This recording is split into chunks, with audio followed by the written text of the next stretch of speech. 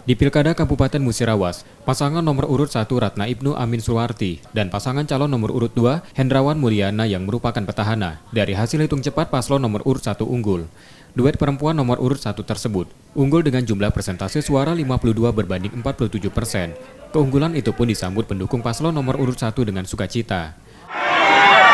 Suara yang masuk dan kami masih memenangkan 54%. Amin. Jadi saya ucapkan terima kasih kepada keluarga saya. Amin. Dan kepada seluruh tim-tim pemenangan saya, kepada seluruh masyarakat Musirawas yang sudah memilih saya. Amin. Dan semuanya memilih tidak memilih semuanya sama. Amin. Amin.